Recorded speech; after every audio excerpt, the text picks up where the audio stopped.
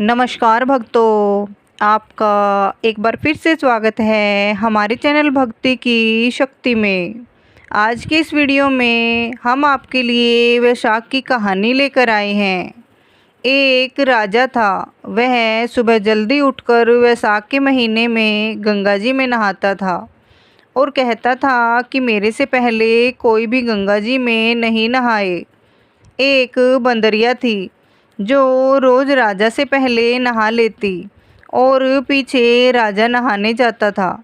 जब राजा ने पानी हिलता हुआ और बिखरा हुआ देखा तो उसने पहरा बिठा दिया। सिपाहियों से कह दिया कि मुझसे पहले कोई भी नहाने न पाए। गंगा जी के किनारे एक पेड़ था। उसके ऊपर बंदरिया बैठी रहती थी। डाली के सहारे उतर कर गंगा जी में नहा लेती और पेड़ पर जाकर बैठ जाती। वैशाख पूरा हो गया। उसे एक दिन सिपाही ने देख लिया। उसने देखा कि जब अंधेरे में उन्हें कुछ भी नहीं दिखता और उन्हें नींद आ जाती तो यह बंदरिया उस समय गंगा जी में नहाती। सिपाही उसको पकड़कर राजा के पास ले गया और कहा, ये बंदरिया आपसे पहले नहाती है। राजा ने प्रण किया हुआ था कि यदि कोई औरत मेरे से पहले नहाती होगी तो मैं उसके साथ विवाह कर लूँगा। राजा ने बंदरिया से विवाह कर लिया। धर्म मानने लग गया। वैशाख में नहाने से बंदरिया के बच्चे होने की आशा हो गई। पूरे महीने हो गए। जब बंदरिया ने पूछा, मेरा बच्चा होएगा तो मैं किसे जगाऊंगी? तब राजा ने महल में एक घंटी बंधवा दी और कहा कि जब तेरे दर्द हो तो तू घंटी हिला दियो, फिर आकर मैं सारा इंतजाम कर दूंगा। राजा के कई रानियां थी। उन्होंने उस बंदरिया से पूछा, ये घंटी किसने बांधी है? तब वह बोली, राजा जी ने बांधी है। मेरे बच्चा होगा तब मैं बुलाऊंगी। एक रानी ने कहा, जरा बजाकर दिखा कि राजा आएगा या नहीं। बंदरिया ने घंटी बजा दी। राजा आया। तब जब पूछा, घंटी क्यों बजाई? तब बंदरिया बोली, रानी ने कहा था। बंदरिया के बच्चा होने लगा तो उसने घंटी बजाकर राजा नहीं आया। फिर रानियों से बंदरियों ने पूछा, मैं बच्चा कैसे पैदा करूं? तब रानियों ने कहा, आँखों पर पट्टी बांध ले, ओखली में सिर दे दे। फिर बंदरिया के वैशाख नहाने के पुण्य से एक अति सुंदर लड़का हुआ। होते ही रानी ने राजा को नहीं दिया और दासी को दे दिया और कहा, इस बंदरिया के बच्चे को नदी में बहा दे और बंदरिया के पास आटे को खून में लपेट कर रख दे। राजा ने आकर पूछा, क्या बच्चा हुआ है? तब रानी ने कहा, बच्चा नहीं हुआ, ये ईंट पत्थर हुआ है। फिर राजा ने संतोष कर लिया कि रानियों के बच्चा नहीं होता, इसलिए इसके भी क्यों होता। उधर दासी बच्चे को फेंकने लगी तो उससे नदी में फेंका नहीं गया। कुम्हार मिट्टी का बर्तन बना रहा था, उसके अंदर रखकर आ गई। कुम्हार और कुम्हारी खुदी हुई मिट्टी लेने गए तो देखा बहुत सुंदर बच्चा सो रहा है। तब कुम्हार अपनी पत्नी से बोला, हमारे बच्चा नहीं था, इसलिए भगवान ने बच्चा भेजा है। यदि इसको तू पाल ले तो अपने घर ले चलें। कुम्हारी बोली, ले चलेंगे, अपनी खातिर ही भगवान ने भेजा है। कुम्हारी ने उसको पाल पोस कर बड़ा कर लिया। लड़का रात दिन बढ़ने लगा। वह कुम्हार मिट्टी का हाथी बनाकर बेचा करता था। एक दिन लड़का बोला, पिताजी मेरे को भी हाथी घोड़ा दो, मैं इससे खेलूँगा। फिर हाथी घोड़ा ले जाकर कुएं पर बैठ गया। लड़के को सारी बात का पता लग गया कि मैं बंदरिया के हुआ था और रानियों ने मुझे मारने के लिए दासी को दे दिया था।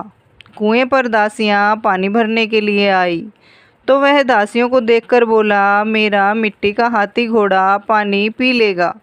तब दासियां बोली, मूर्ख, कभी मिट्टी का हाथी घोड़ा भी पानी पीता है? लड़का बोला, मूर्खो, कहीं बंदरिया के भी ईंट पत्थर पैदा हुआ है? दासियों ने जाकर रानी से कहा, एक कुम्हार का लड़का है, उसने हमें यह बात कही और घड़े पर कंकड़ी मारकर फोड़ दिया।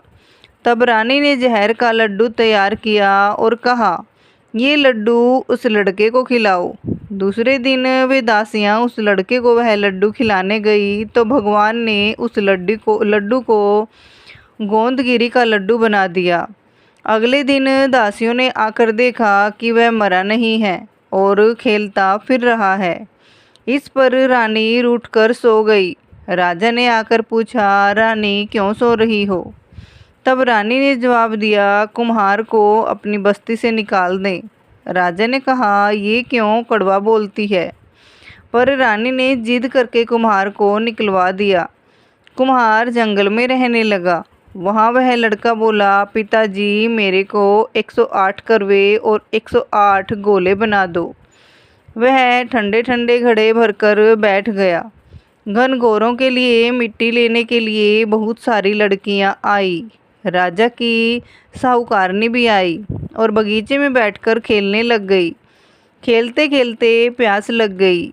ये लड़कियां उस लड़के से बोली, हमें पानी पिला दे। वह लड़का बोला, मेरे पास ये गोलियां हैं, इन्हें खाती चली जाओ और मेरे पीछे फिरती जाओ। फिर कई लड़कियों ने कहा, मैं तेरी गोली नहीं खाऊं, हमें प्यास लग रही है, तू खा ले। फिर वह लड़की आगे आकर बैठ गई। लड़कियां एक एक करके गोली खाती गई और ठंडा पानी पिया और उसके चारों तरफ फिरने लगी। सब लड़कियों के पेट में गर्व रह गया। लड़कियां मिट्टी लेकर घर गई तो पीछे उनके बाप ने ब्याह का साया निकलवाया तो साया नहीं निकला। पर उसने कहा, इनका विवाह हो जाना चाहिए। बाद में लड़कियों में से किसी का जी घबराए तो किसी को कोई रोटी नहीं खाए, कोई उल्टी करे। फिर सबने उनसे पूछा, तुम्हारे ये क्या हो गया? मुझे तो पता नहीं, मैं तो मिट्टी लेने गई थी। वहाँ एक कुम्हार का लड़का हमें एक एक गोली देता गया और पानी पिलाता गया, खुद बीच में बैठ गया और हमसे कहा, तुम चारों तरफ फिरो। यह बात सुनकर सबके बाप कुम्हार के लड़के के पास गए और बोले, हम अपनी लड़कियों का विवाह तेरे साथ करेंगे। उसने सबके साथ फेरे लिए। कुम्हार बोला, आप बड़े आदमी हो, राजा रानी हो, मेरा बेटा ऐसा क्यों करेगा? पर सब कोई उसके साथ अपनी अपनी लड़कियों का विवाह करने के लिए तैयार थे। बहुत सा धन दौलत देकर अपनी लड़कियों को विदा कर दिया और इस तरह 108 बहुएं आ गई। फिर सबके लड़के भी हो गए और 108 कमरे बनवा दिए। सब बहुओं के लिए भी कमरे बनवा दिए गए। फिर लड़के ने कहा, पिताजी हम सारे नगर में दावत का बुलावा देंगे। आपके इतनी बहुएं आई हैं और इतने पोते हो गए। कुम्हार ने कहा, जिमा दो। तब सारी नगरी और राजा रानी को बुलवा दे दिया। सब कोई जीमने आए और राजा का परिवार सेना सहित खुद आया। लड़के ने कहा, बंदरिया को क्यों नहीं लाए? राजा ने कहा, बंदरिया को भी बुला लेते हैं। राजा ने बंदरिया को बुलाने के लिए रथ पालकी सजवाकर भिजवा दी। वहाँ पर सारी सभा के बीच सोन की चौकी पर सुंदर गद्दी बिछवा दी। फिर बंदरिया आई तो गद्दी के ऊपर बैठा दिया और 108 बहुओं से कह दिया, ये बंदरिया मेरी जन्म की माँ है। और सब कोई सोने की मोहरें देकर गोद में पोते देती जाओ। फिर सब बहुएं आई और सोने की मोहरें देकर पैर छूकर गोद में पोते देती गई। बंदरिया सबको आशीर्वाद देती गई।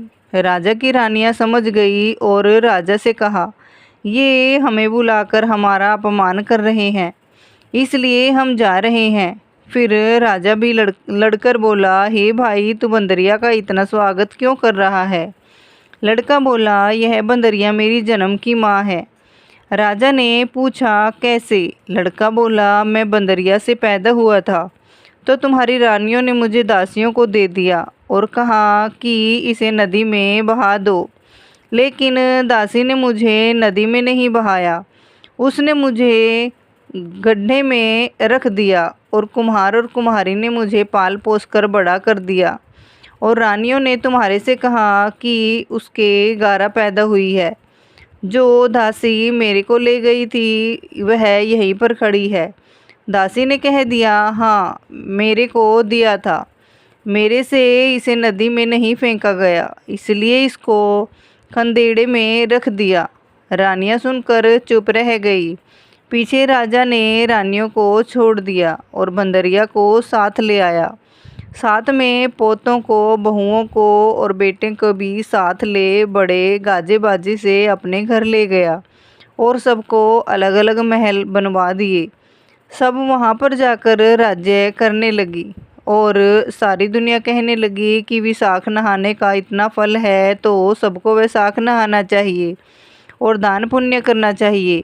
बाद में कुम्हार से कहा, तेरे को जितना धन चाहिए ले लो, तेरा मन चाहे तो मेरे घर पर रह जा, तेरा मन हो तू अपने घर पर रह, क्योंकि तूने बहुत बड़ा उपकार किया है। फिर उसको बहुत सारा धन दे दिया। बंदरिया वैशाख नहाई तो राजा का राज्य पाया और 108 पोते पाए। हे भगवान, जैसे बंदरिया को सुख शांति दी वैसे ही सबको देना। जो कोई इस कहानी को कहता हो और सुनता है, भगवान की कृपा से उसकी सब मनोकामनाएं पूर्ण होती है। बोलिए श्री कृष्ण भगवान की जय हो। तो भक्तों, आपको ये कथा कैसी लगी तो प्लीज़ एक छोटा सा कमेंट करके ज़रूर बताएं और जाते जाते चैनल को सब्सक्राइब करना न भूलें। बोलिए श्री कृष्ण भगवान की जय हो।